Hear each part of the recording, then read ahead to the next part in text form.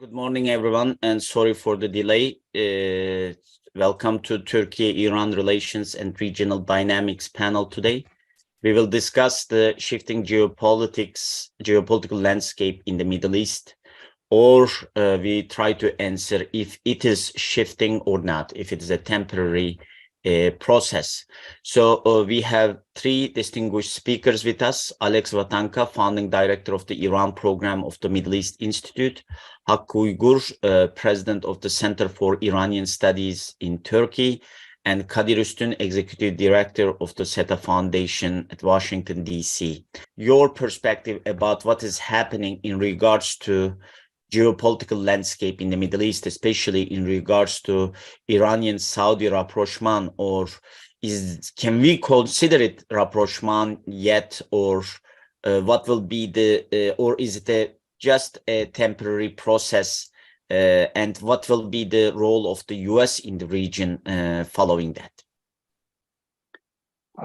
Yeah, as Alex said, I agree with everything Alex said. It's too early to have, final conclusion.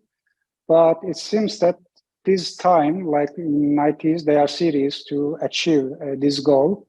That's why when we heard first time this agreement, I thought, what will happen in Yemen? Because Yemen is the most complicated issue between Saudi Arabia and Iran is more difficult than, let's say, Iraq or Lebanon or Syria. But when Saudi officials visited Yemen and when they had meeting with, Houthi leaders, so it seems to me they are serious this time. And of course, another, different aspect this time is China's factor. And we know that, and Saudis said it several times before, if any power in the global world can put pressure on Iran, is China, because of all these economic relations. China number one, client of Iranian oil, etc. So this time, I think we can be cautious, let's say optimistic this time. But again, it's too early. We will have to see. And Iran, Alex said about some reasons for Saudi, and Iran has its own reasons. I mean, in domestic policy issues, Iran, had been the scene of, these mass protests for a long time. And everybody observing Iran knows that it's not the only issue. There are plenty of problems with Tehran faced with them, and they need some kind of stability. And as Alex said, everybody exhausted. Iran is the same. Iran is the same, and they need investment. And remember, JCPOA 2 still not on the horizon yet. We had lots of hopes when Biden came to power, and in the White House, everybody expected that we will see another JCPOA soon, but there is no JCPOA. So Tehran cannot lose regional powers and, the United States and Western powers at the same time. So I think this time, we need to wait and see, but I think we will see some improvements as we see, in Yemen, in Iraq, and even Saudi Arabia, stated that they are ready to invest inside Iran. I think it's a very big issue. Nobody nowadays is ready to invest, in any shape in Iran, but Saudis very clearly said that. So, of course, we need to see United States, as again, Alex said, they said, yes, we welcome. But we need to see, we can understand they are not very happy because China, their number one rival, came to the region, and it's the most complicated issue. Everybody knows there are a lot of routes between Saudi Arabia and Iran. It will not be easy. From the first day of revolution in 1979, they have lots of problems, and today even the same. If China succeeded to, reach, peace in this between these two countries, it could be an example for other countries. Even I am following on a Syrian issue. China said that all, for example, foreign countries have to leave Syria. It's kind of, Astana process, supporting of Astana process for other powers. Absolutely, Washington or, United States will not enjoy these two. So we need to see reaction from United States too, in my opinion. Hakkı, there is Alex just mentioned Turkey, and its potential role in the Middle East in the future. How do you think the Saudi-Iran rapprochement and the recent geopolitical dynamics in the Middle East is affecting Turkey's approach to the Middle East? I think Turkey is like another country. Most of the countries welcome this rapprochement because, the most important countries in the Gulf, one side Persian Gulf is Iran, and other side Saudi Arabia, which affecting, UAE, Bahrain, etc. So it's important because remember, before the Arab Spring, Turkey has already started this kind of, initiative to shape a regional integration. We remember the Shamgan issue, for example, among Syria, Turkey, and even Lebanon and Jordan at that time. Even I remember Iranian official was very eager to somehow join this initiative. But unfortunately, these 10 years or so, after all this, conflict, war, it's more difficult to reach such this kind of, solution. But I think if the Syrian crisis, as Kadir mentioned just yesterday, the ministers of defense and intelligence chiefs had a meeting in Moscow. It's very important, but I think we need some time to repair all these ties because the trust between all countries just disappeared. And all we know, the trust issue is the most important issue when it comes to shape any regional initiative, especially when we talk about Iran. We know that after revolution, it's not something new, but after revolution, their threat perception is very wide.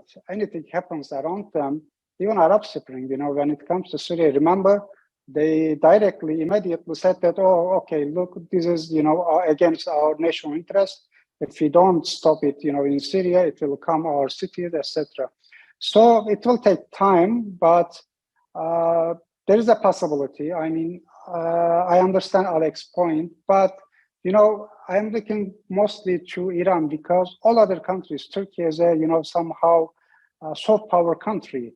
Whatever Turkey has, it's about the economy, trade, transportation, gas hub, a lot of projects because Turkey is not something creates this kind of militia groups sending somewhere affecting countries or governments. But in Iran, especially after the last 10 years or so, but most specifically after Ibrahim Raisi came to power, there are lots of commanders and intelligence chiefs came to power. And they are very pro-Russia, they are very pro-Chinese figures. So if you look at Iran's initiatives, even the Saudi-Iran rapprochement is mostly, yes, it's kind of cook in Iraq. I agree with that, but China was very important.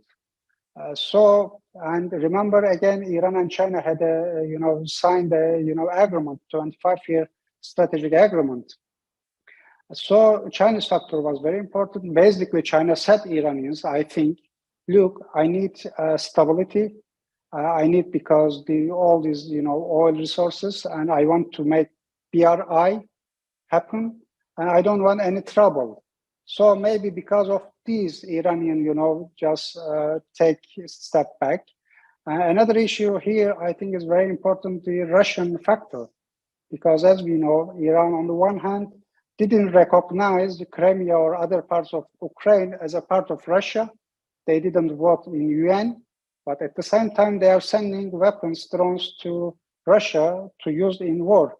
So I think in the region, anything will not happen unless this in global scale, I don't know, maybe as Kadir said, United States will come with a new plan. It's very, I don't see in the near future, because basically United States doesn't show any eagerness to have any new initiative in the region. As Kadir said, even Turkey, look at Turkey, USA relationship, or just single issue, YPG issue, they destroyed almost all the relationship with Turkey. And in Iran, we know that Iran from the 1979 is anti-USA country.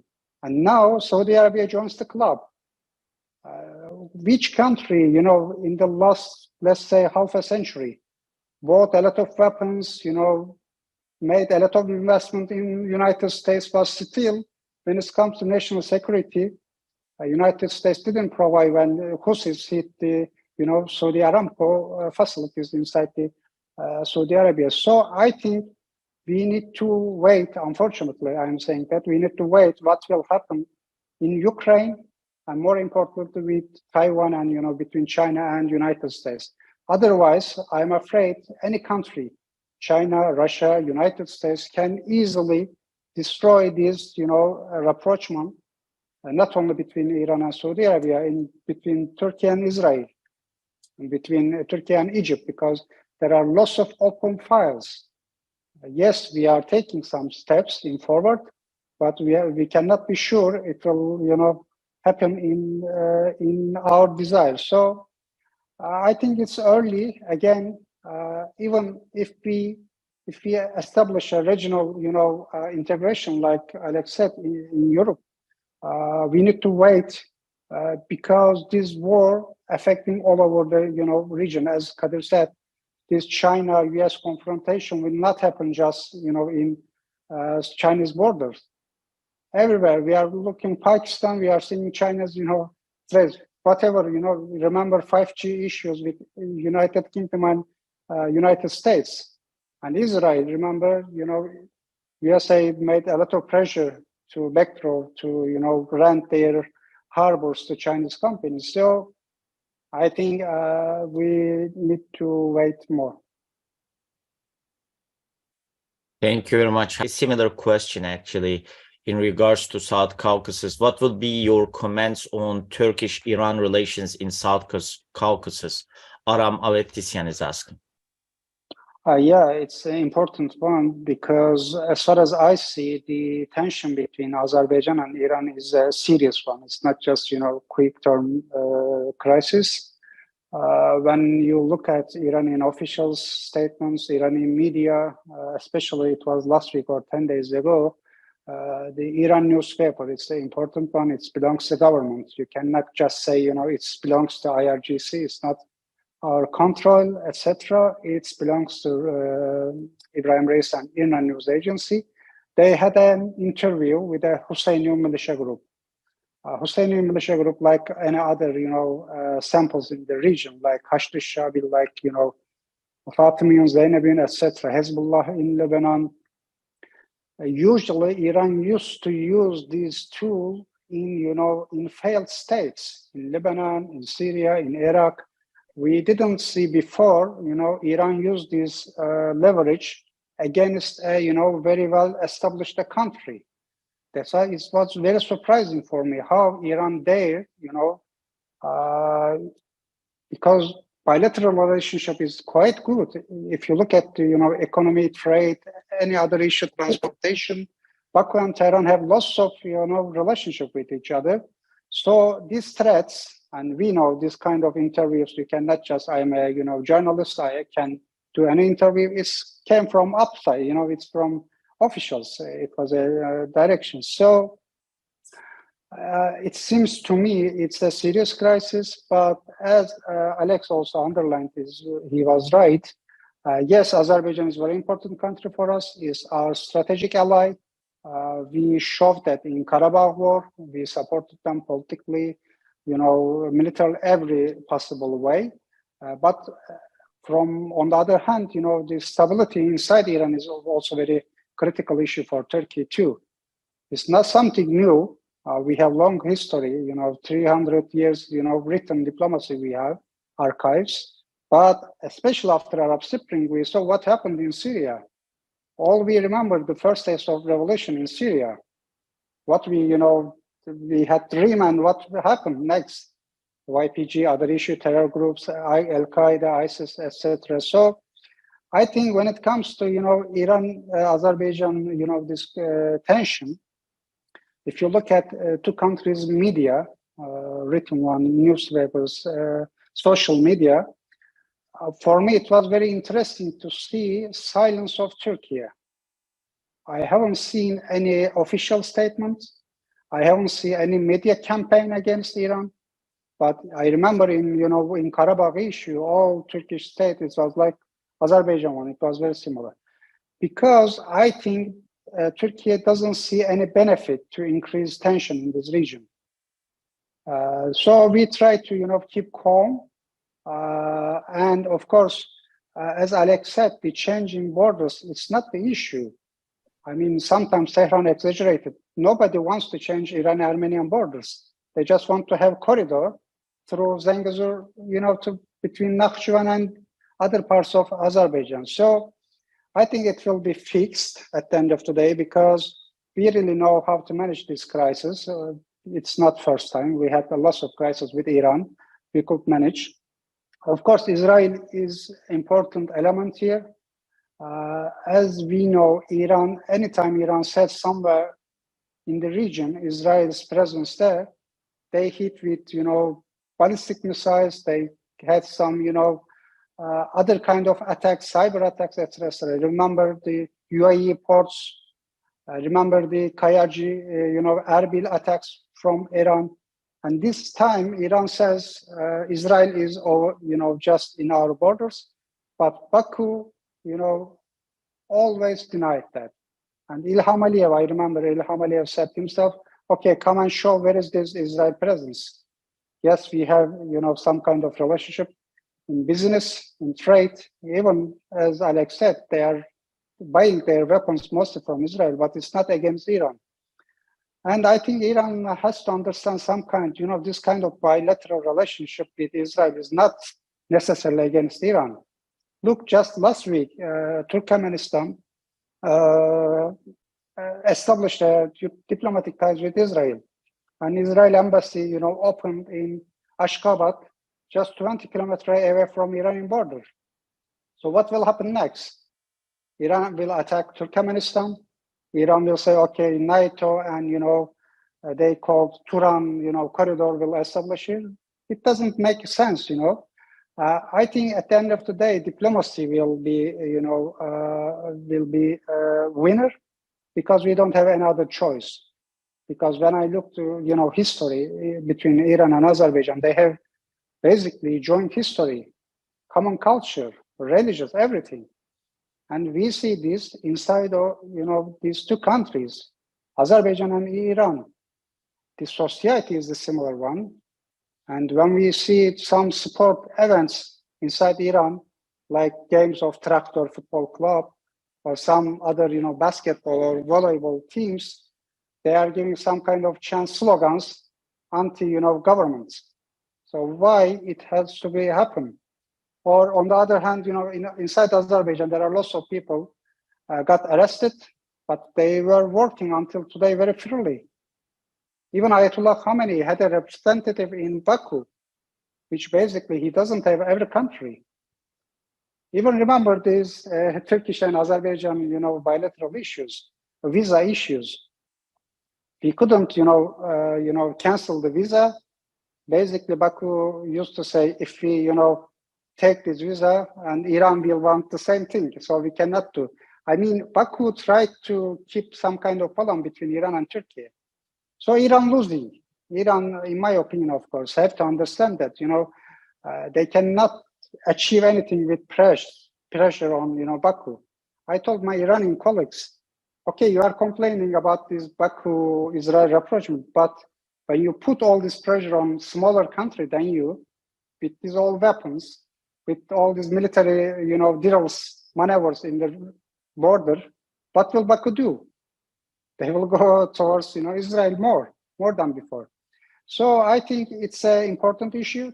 I think Turkey has a role to reduce this tension. But again, as Kadir said, we will have elections after 2 weeks. And I think it will affect some of Turkish regional policies. As Syria, even Azerbaijan issue was very important. Even Ukraine war will be affected because I remember some of the opposition leaders said that we will remind Russia that Turkey is a member of NATO. It's very clear message, they will pursue more pro-NATO policies if they came to power. So, of course, it will affect Russia-Iran's relationship with Turkey too. So I think it's an important issue. And Another, because I think it's last round, if Iran goes to nuclear, weapons, I want to just have a couple of sentences on that. Because as we talked before, we don't see any JCPOA2 in near future. And until today, yes, Iran didn't go in this way, but it was not because of technical reasons, mostly because of political reasons. We know that Iran has every technological capacity to build a nuclear weapon. For any reason, if Iran goes this way, Turkey-Iran's relationship could deteriorate at that time, because so far Turkey supported it from first day of JCPOA. Even before JCPOA in 2010, we remember that with Brazil, Turkey tried to take initiative and find a diplomatic solution to this problem. Maybe that can change the Turkish position if Iran prefers to have some kind of this acquire a nuclear weapon. That's it. Thank you very much. And thank you for the panelists, and thanks for all those participated the panel and directed questions. We'll probably continue to have this conversation in the future. Now we are ending the panel here. Have a good day. Thank you. Thank you. Thank you so much.